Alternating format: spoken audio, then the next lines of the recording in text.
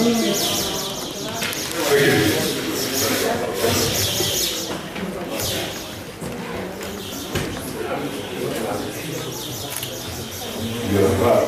možemo i sad dokumenti.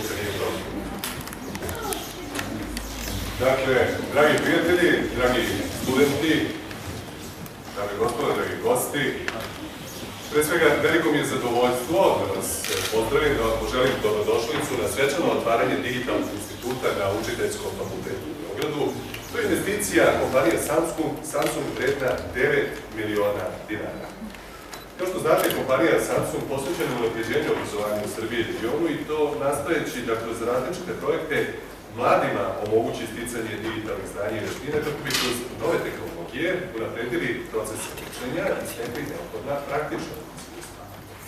Otvaranje ovakvog instituta je upravo još jedan korak napred u ostvarenju ideje o modernizaciji procesa učenja. Korak koji će omogućiti da nove generacije nastavnika u Srbiji budu spremne za digitalno doba i usvoje znanja koje će im pomoći da savremene informacione tehnologije primene u praksi i u svakodnevnosti.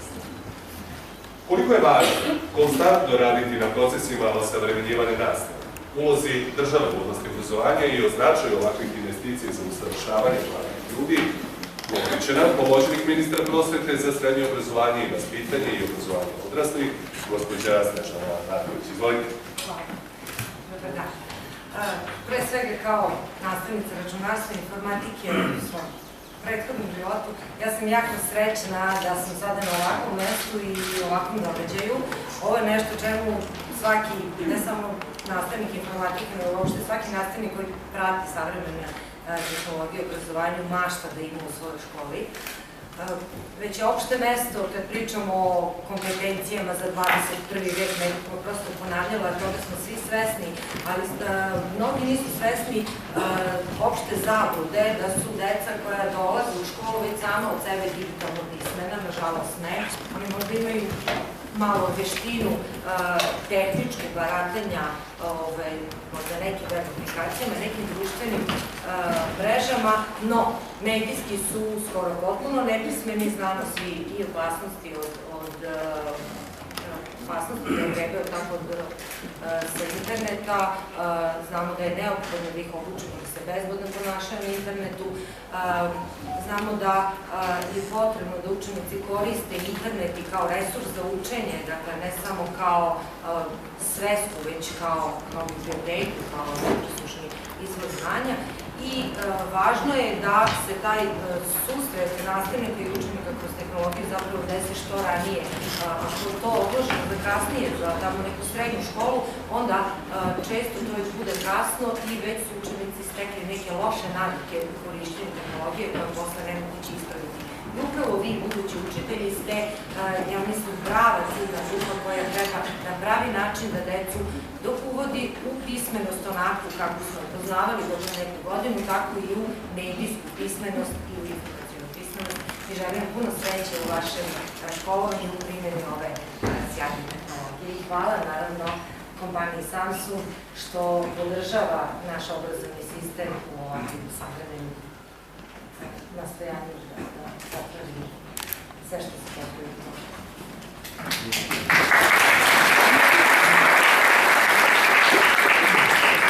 Kako kažete koliko smo svi srećni, ili ja kao obično kao i voditelji, kažu mi smo mnogo srećni kad možemo ove nove tehnologije da usvojimo prvi. Kod nas to je prvi radi Žika Nikolić, mi ga sustižemo, ali Žika što neći.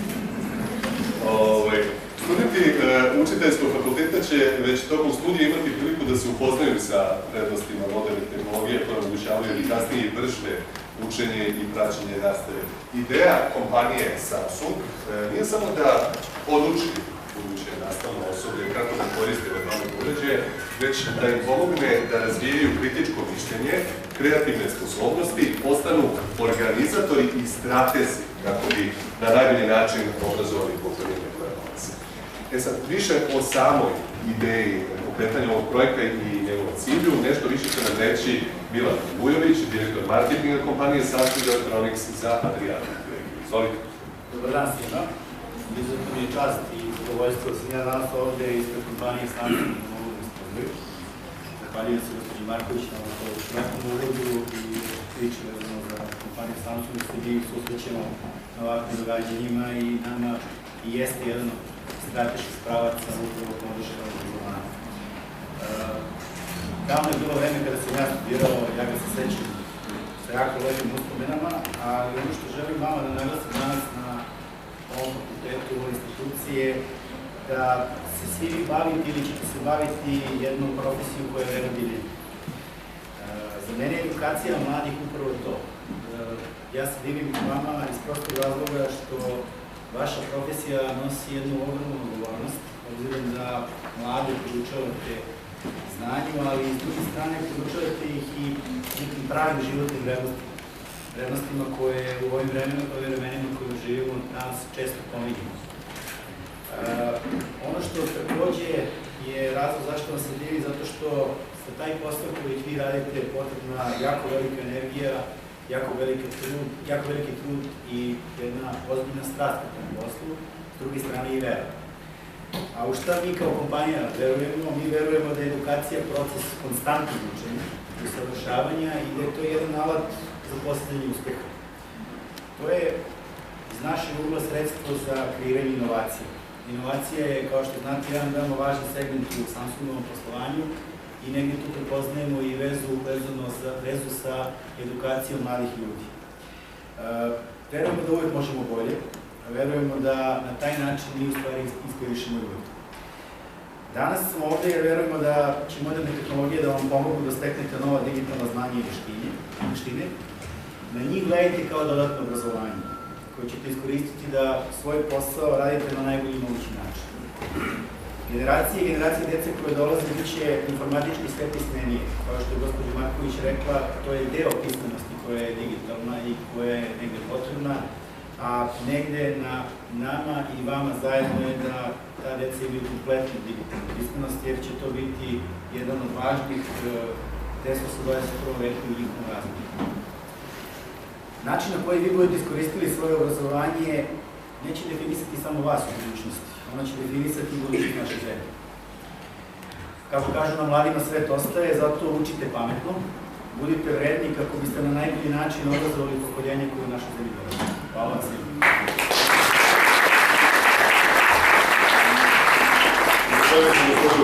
Koliki je značaj otvaranja digitalnog instituta za studente i profesore, reći će nam gospodin Danimir Mandić, dekan Učiteljskog fakulteta. Izvolite.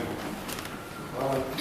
Evo svakako zadovoljstvo je da danas prisustujemo otvaranju prve digitalne učionice na Beogradskom univerzitetu i drago mi je da su došli predstavnici Ministarstva prosvete i kolege iz Samsunga i naravno naše kolege koje se bave inovacijom u nastavi i naravno studenti koji su budući korisnici ovih tehnologija. Ono što bih želeo da naglasim, a kolega iz Samsunga je rekao, učiteljski poziv jeste jedan od najtežih, ali najlepših poziva u svim profesijama koje školuje Beogradski univerzitet. Najteži je zato što svakako studenti trebaju da imaju znanja iz pojedinačnih predmeta, ali i iz pedagoško-psiholoških i metodičkih disciplina i da na pravi način prate dete ne samo kroz učenje postignuća, nego i kroz razvoj ličnosti, a ono što je poznato to je da 80% karakternih osobina koje dete razvija i do 10. godine, praktično i čuva ih ceo život. Time je odgovornost upravo ovog profila ovih kadrova i vaspitača i učitelja najveća. Ono što bih također želeo da naglasim je da je naš fakultet praktično od osnivanja od našeg prvog inovatora i prvog dekana, profesora Martijevića, napravio to je da mi imamo internu televiziju i televiziju zatvorenog kruga i sve učionice praktično imaju mogućnost emitovanja signala, one video signala koji su namenjeni studentima, odnosno deci. Zatim smo među prvima napravili računarsku mrežu, multimedijalne softvere za rad sa decom, prvi LCD projektori, pa kasnije videobini projektori, interaktivne table i softvere za obrazovanje na daljinu. Ono što nam je zaista nedostajalo to je upravo ovo što je sad Samsung i donirao na našem fakultetu. To je više kanalna komunikacija i interakcija sa studentima. U tom sistemu je veoma značajno, pošto svi znamo da je obrazovanje poprilično stohastičan proces, dakle i suviše entropije imamo, odnosno ne znamo kada primenimo nove metode, oblike i nove tehnologije, kako se to reprezentuje na decu u pogledu postignuća, emocionalne klime, motivacije i drugih elemenata koje mi pratimo i vrednujemo, a upravo ovakvim softverom koji obezbeđuje stalnu povratnu informaciju između studenta i nastavnika, obezbeđujemo da će student na kraju svakog časa znati koliko je napredovao, a također će nastavnik nakon svakog časa, nakon svake teme i nakon cijelog predmeta imati kontinuirano praćenje, merenje i vrednovanje svih aktivnosti studenta. I to jeste onaj deo tehnologije koji je nama zaista nedostajao. Poseban značaj jeste i u tome što ja, a i učiteljski fakultet u Beogradu, predsjednik zajednice učiteljskih fakulteta Srbije, a samim tim ćemo ovu ideju pokušati da implementiramo i na svim drugim fakultetima u Srbiji, dakle na učiteljskim i pedagoškim fakultetima u Jagodini, Užicu, Vranju, Subotici, Somboru i ovim fakultetima drugim sa kojima smo potpisali protokol o saradnje, a to su filozofski fakulteti u Srbiji, Institut za pedagoška istraživanja i praktično svi oni koji se bave unapređenjem obrazovanja. Nadamo se da će učitelji i vaspitači koji budu koristili nove tehnologije, ne samo kroz predmete obavezne koje mi imamo, to su pedagoška informatika, obrazovna tehnologija, evropski standard informatičkih znanja, upravljanje inovacijama, obrazovanje na predjelju metodika, informatičko obrazovanje, nego i sve metodike, steći adekvatna znanja da na pravi način pristupe deci i da će njihovu radoznalost, odnosno želju da uče, vratiti u školu. Znači, onaka nastava obrazovanja kakva je danas, možda nije u dovoljnoj meri interesantna deci, možda su se ciljevi obrazovanja, jer su sigurno promenili u posljednjih 30 godina, sad će ovo da bude prilika da upravo tu radoznalost od dece korišćenju novih, moćnih didaktičkih resursa baziranih na web tehnologiji približimo deci i da nastavnik zaista bude manje predavač, manje onaj klasičan ocjenjivač i magacin znanja, a više strateg, programer, organizator procesa učenja i gde će dati više mogućnosti da se obezbeđuje interakcija sa učenicima, odnosno studentima, a time budimo kreativne potencijale dece, kritičko mišljenje, odnosno onu misalnu aktivnost koju želimo svakako da podignemo na viši nivo, a svakako i unutrašnju i spoljašnju motivaciju dece. Još jednom želim da se zahvalim i Ministarstvu prosvete, od kojih uvijek imamo saradnju u svim našim inovativnim projektima, kolegama iz Samsunga koji su zaista izrazili izvanrednu podršku, ali to je podrška koja će trajati godinu dana, nego očekujemo i mi imamo obavezu da pratimo i radimo mala akcijna istraživanja kojima ćemo pokazati kakve su rezultate studenti postigli korišćenjem ove tehnologije, koliko se unapredio proces obrazovanja i naravno pratit ćemo sve najnovije tehnologije koje Samsung svakodnevno razvija i promijenit ćemo u tome mjeri koje možemo. A želim također da se zahvalim i ajde kažem ljudima koji su imali razumijevanje za sponu između zajednice učiteljskih fakulteta, odnosno učiteljskog fakulteta Beograda i Samsunga. To je dr. Dragan Milićević, direktor Zavoda za vrednovanje, kolege iz SVA agencije, kolega Mirko Mandić, dakle, koji su zaista u onom trenutku kad smo mi izrazili želju za novom tehnologijom, naši najbolji i možda najkraći put da zaista realizujemo ovaj projekt. Nadi da ćemo svi zajednički učestvovati u realizaciji ovog projekta i da ćemo vam doprineti kvalitetnijem obrazovanju u Srbiji, zahvaljujem se donatorima i svim prisutnim.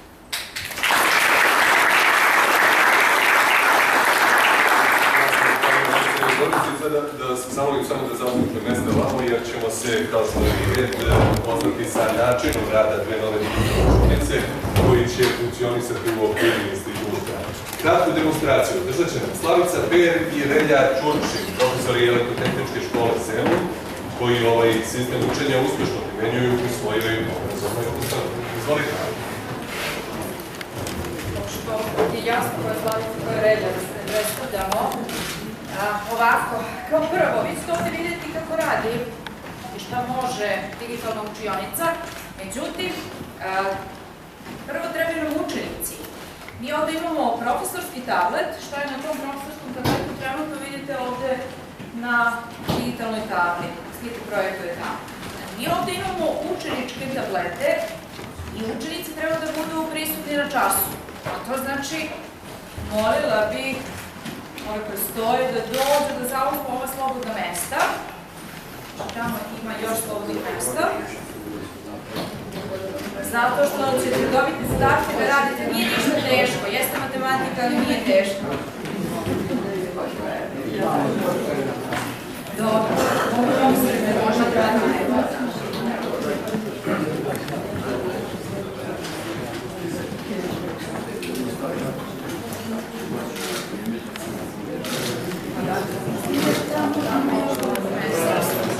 Znači ovdje imamo još jedno mesto i tamo imamo još dva mesta.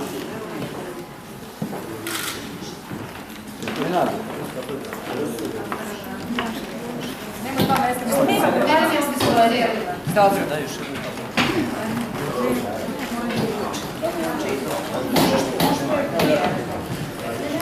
vidite da li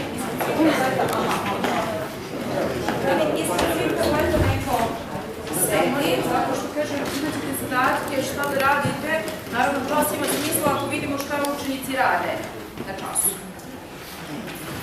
Sad kao prvo, svi tableti su trenutno ulogovani, odnosno i učenici i profesori su ulogovani preko svojih naloga.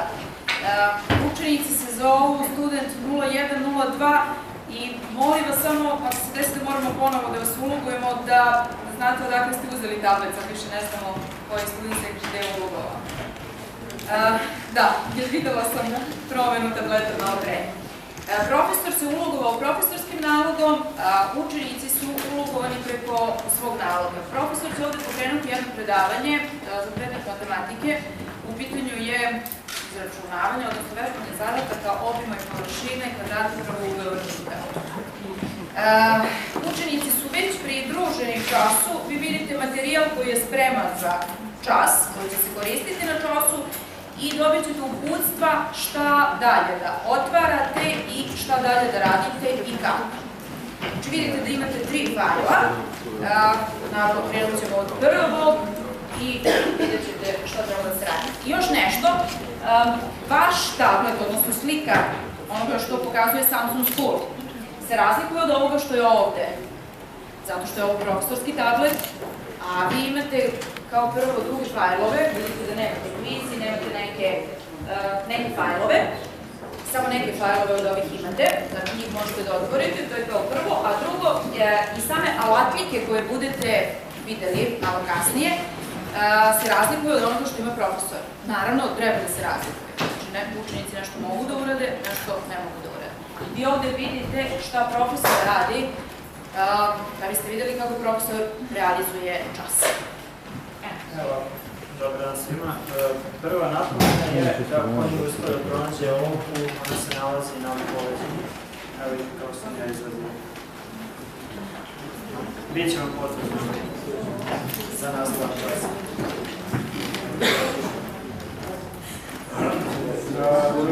Vadite olovke, evo samo da vam kažem da jedan čas u digitalnoj učionici može da se vrši na više načina. Prva stvar su same prezentacije.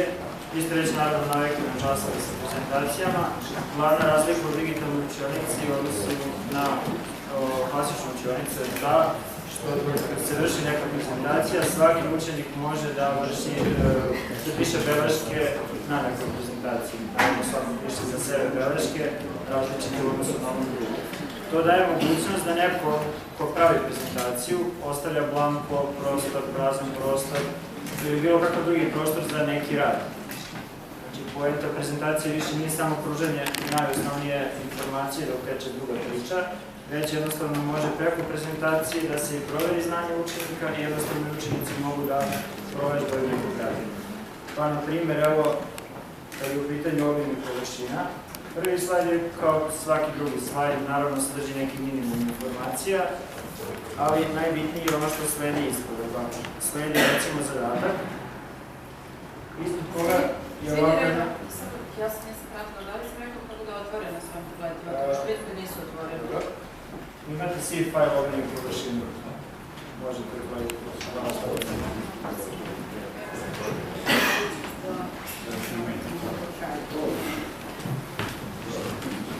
Kao što rekao, znači prvi slajd je klasičan slajd, ne bi puno vremena trošio oko toga. Pogledamo drugi slajd gdje piše zadatak broj 1. On ima sasvim jednu pristojnu površinu definisanu, odnosno pripremljenu za to da neko riješi ovakav zadatak. Da biste riješili zadatak, potrebno da koristimo olovke, a da bismo koristili olovke, potrebno da pronađete sa desne strane alatku za pisanje, to vam je Note Tool. Zapravo Note Tools, tu su vam sve alatke vezane za pisanje. Kako to izaberemo? Tako, sa gornje strane pretpostavljeni kod vas stoje posebne alatke. Znači, recimo, kada izaberemo olovku, vi birate tu vrstu olovke, boju olovke, debljinu zapisa i tako dalje. I za sad vam je to dovoljno. Šta je još zgodno? Ima ovdje jedna ruka nacrtana, zapravo šaka gdje piše S Pen Only. Ako to izaberete, onda nećete moći da pišete prstom. Ako slučajno pritisnete tablet, neće vam se ostaviti te mrlje, već isključivo može olovkom da se piše.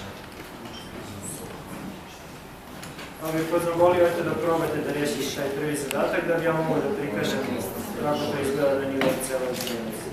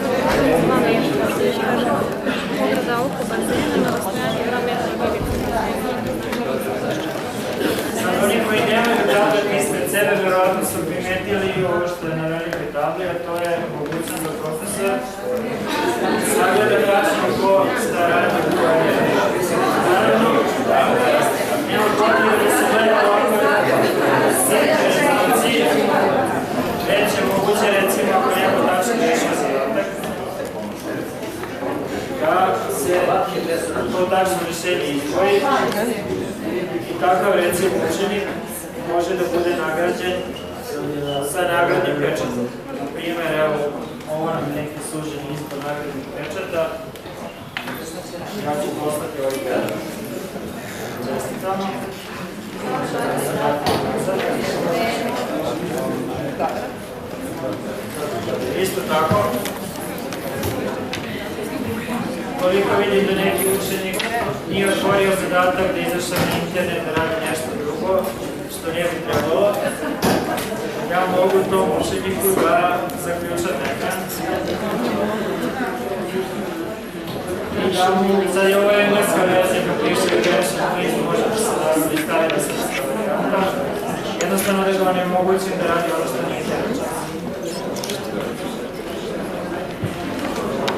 On bi ostao zaključan sve do onog momenta kad ja nije zaključen učenika, evo sad ću da mu dozvolim da koristi.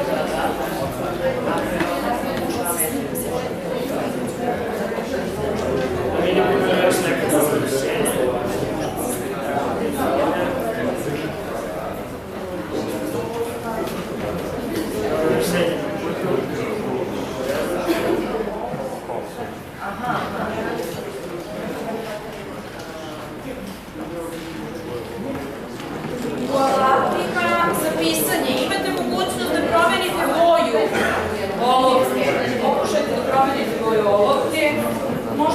brišete ono što ste pisali, možete da brišete deo, možete da brišete sve, možete da birate vrstu, olovke. I naravno možete da snimite, to imate sve imate. Isto tako možete da slikate ekran kao na telefonu kada hoćete da slikate preko Bluetooth da pošaljete, ali nema potrebe, pošto ovo sve realizovano preko clouda, tako da sve što se radi uvek automatski snimljeno, uvek sa vašem nalogom možete od kuće kao prevoznik, bilo da ste profesori, učenik, znači sve je dostupno svakog u sve vreme, naravno. Svako ima pravo pristupa samo svojim pravilima. Pani dobro nije zadatak sad da mi ocenjamo kako se što ali ima meni dosta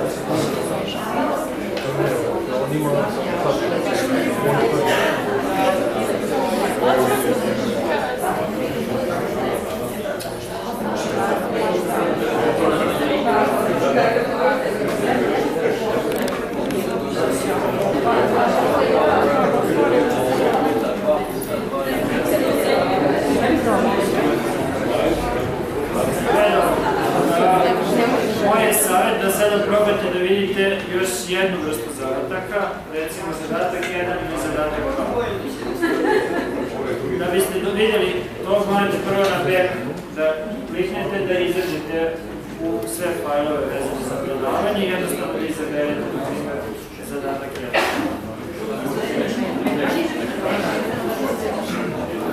U ovom zadatku je potrebno, sad bazirati ekran da bi se možda bolje vidjelo, u ovom zadatku je potrebno da se poveže figura sa adekvatnom figurom iste površine. Uvezujemo tako što ćemo da obojimo te površine.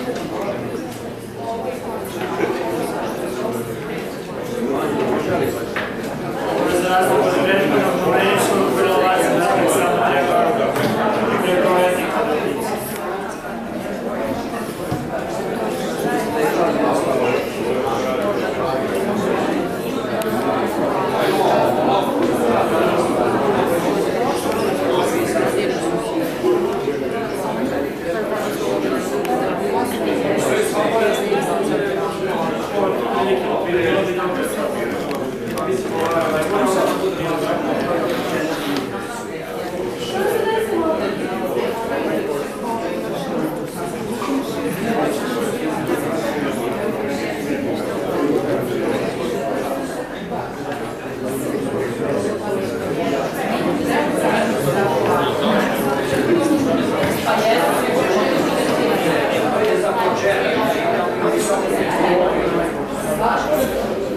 Može li malo pažnje, samo što postoji jedno pitanje, a verovatno bi i ostale zanimao odgovor.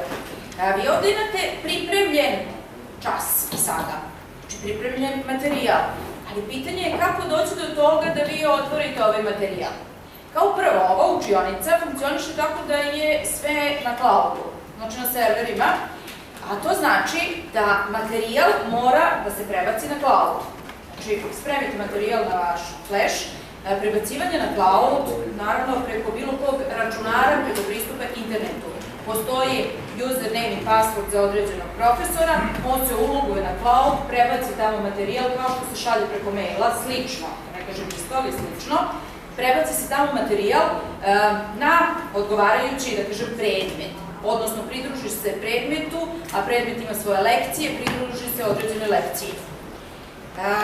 Posle toga, u samoj učionici, ovako kako ste ovo ovde videli, kada se učenici uloguju se na Samsung School, ali naravno, taj Samsung School koji je, i on je na cloudu. Sam program je preko interneta na cloudu. Učenici se uloguju preko svojih naloga, profesor se uloguje preko svog naloga i učenicima na tablet se spušta taj materijal koji ste vi poslali na server. Znači, tako funkcioniše. A, kažem, to slanje materijala na cloud preko bilo kog računara može preko tableta, ali na tablet ne možete da uključite direktno flash, nego morate ili karticu, ili morate da prebacite materijal preko Bluetootha, ili preko nekog drugog kabla, tako da i mi ubacivanje materijala radimo preko računara. Znači računar, laptop, flash, danas uvek flash, CD skoro da više i ne koriste. Kako smanjujemo prihod?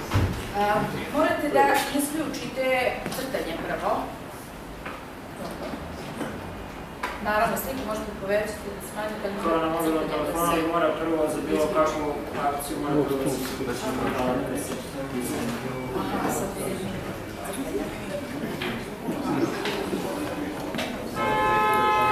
Naravno, zadaci su takvi da vi koristite različite olovke i da nešto bojite, da menjate boje, zato su ovako osmišljeni. Koliko se lako crta ovim alatnikama, crte se izuzetno lako da naučite, a učenici, verujte mi, jako brzo nauče da koriste i olovku i da pišu bez olovka samo prstom i da koriste ove alatnike.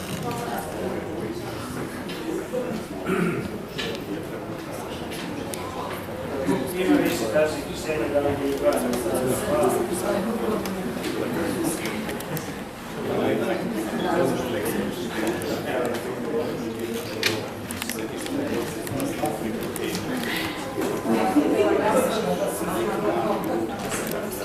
da dopustimo svim da završimo svoje funkcije, da uradimo još jednu stvar.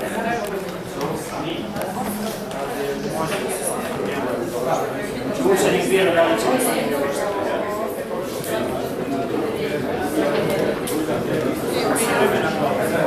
ako spremiš ono ostaje na plavu, da ovo ne spremiš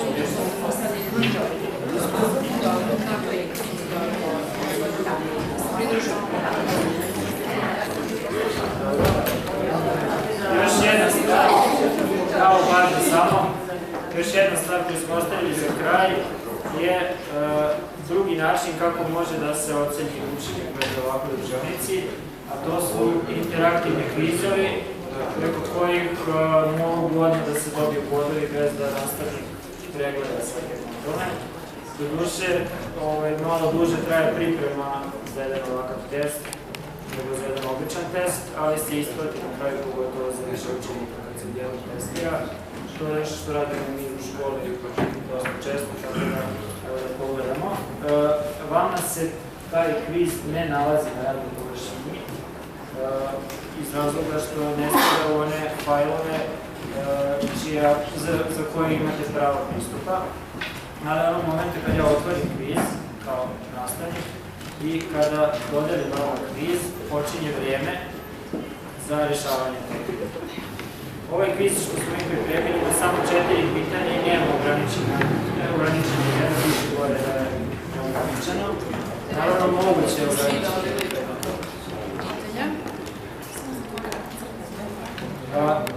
Ne morate redosledom da radite pitanja, dole je izbor, može da se skoči sa pitanja na pitanje.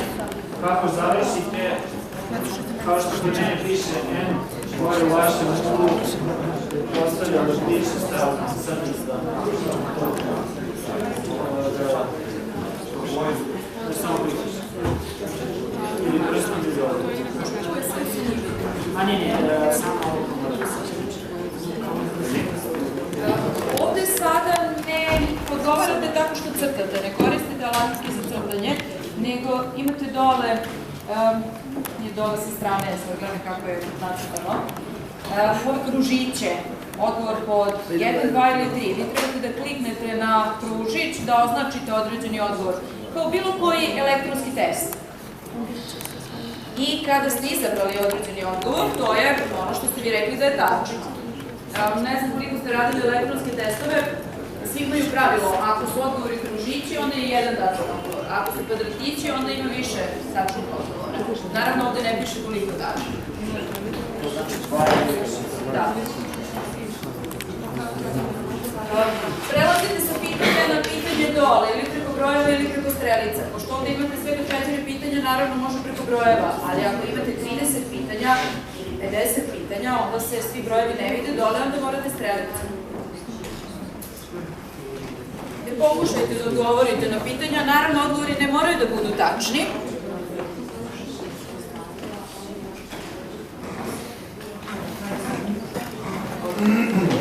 Naravno. Kad završite, onda ćete poslati test. Jedno vreme može da vidi spisak studenta, to vi ne vidite, i vidi koji su studenti kao prvo na času, a drugo ko je poslao odgovor ako nije. Prvo vide sada pošto je na tabu, vidi da su 4 odgovora od 17 koji su upravili.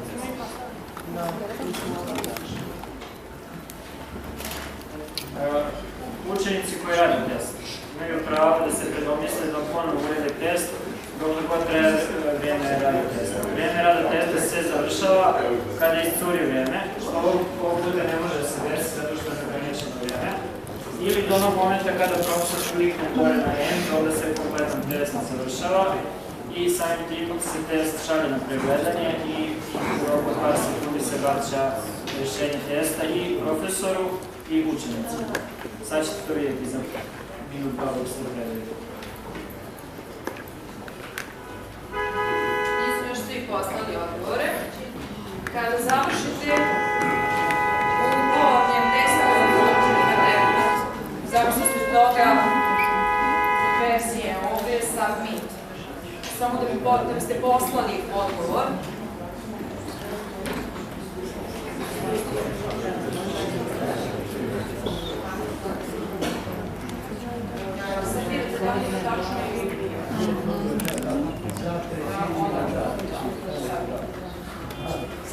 Kao što piše,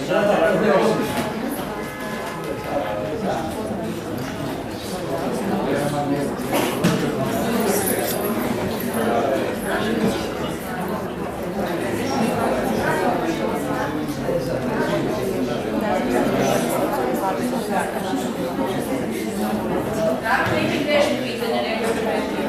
Nisu baš tako jednostavno. Ovo nije ograničeno. Tamo smo objavili da nije ograničeno, a može da je test. Prilikom kreiranja... Još učenik 14. Oni su, oni pažnje čitaju. Evo ga. Sad ćemo da završimo test. Da vidite ocene svoje, prvo. I vidjet ćete tačno po pitanjima koje je neko rešio, a profesor vidi po pitanjima u odnosu na učenike koliko ima tačnih, koliko je tačnih.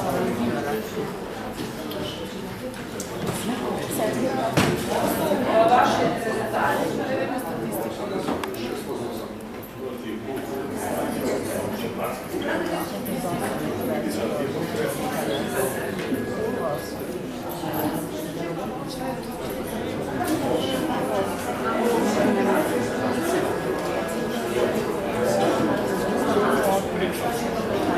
Određenje se malo razlikuju u odnosu na ono što vi vidite. Vi sa svako svoje pitanje vidite, odnosno za spisak pitanja vidite da li ste dobro odgovorili ili ne. A Relja to vidi za celo odeljenje. I evo sad je on pokazao jedno pitanje, a da ne prelazi na drugo pitanje. Vidite šta su tačni odgovori i koliko učenika procentualno i po broju i procentualno je odgovorilo da je tačan odgovor pod 1, pod 2, pod 3 ili pod 4. Statistiku po odgovorima Relja može da vidi za svako pitanje. Isto tako ja mogu da vidim i ono što bi bila ocena, to je ko je po imenu i prezimenu od učenika uradio test na koji način. Sad ćemo to Juri dao. I koji moment, prvo imam to statistiku što sam malo pregledao, a nakon toga imam bukvalno po imenu i prezimenu, kasnije će da biti pravo imenu i prezimenu, ne student 102, i na kraju bodove. I vremena rada i kraju poslova i tako dalje. Ja naravno mogu da sortiram prema bodovima, tako da će mi se gledati u slobodu. I ovo je ono kako obično se prikazuju tabele kad se nešto bude neki test. Znači, evo, student 3, student 2, 15 i 4 i 8 su radili kompletno, onda ih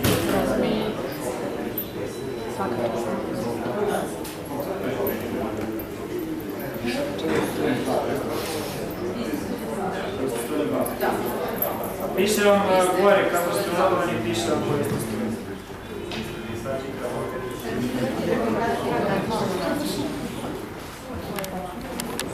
Pogledaj, to je student 2.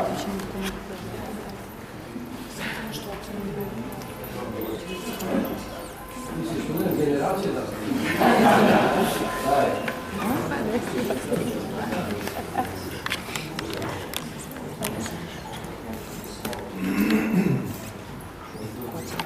Nismo mi ovdje pokazivali sve mogućnosti, tako ima još mogućnosti koje pruža Samsung School. Između ostalo, profesor kad radi na gledanje studenta, može da izabere jednog studenta da piše po njegovom radu, da piše komentare. Uspostavi nešto što se zove privatna lekcija. Naravno, komunicira samo sa njim.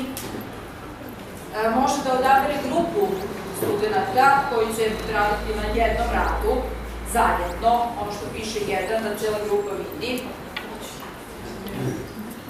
Rekli smo da profesor može da blogira tablet svima, može pojedinačnim učenicima, može da deli nagrade. Nagrade da se sabiraju, da se vodi dosije učeniku ko je kako napredovao. Može da se radi sve ovdje.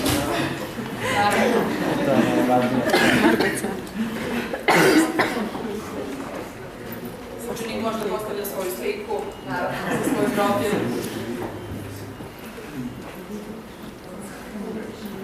Volili bismo da čujemo ako imate nekakve pitanje dok sam tu da se odgovorne. Mi kao škola imamo učionicu već skoro 2 godine. Imamo neka iskustva već imamo, pa nas zanimaju vaše pitanje. Naravno, tehnologija se razlikuje, pa se i učionice u detaljima razlikuju, ali suština je ista. Naša učionica je 2 godine stara. Ovo je jedan predlog, smo mi već od ovog silnog posla ovde digli temperaturu pa u ovoj učionici.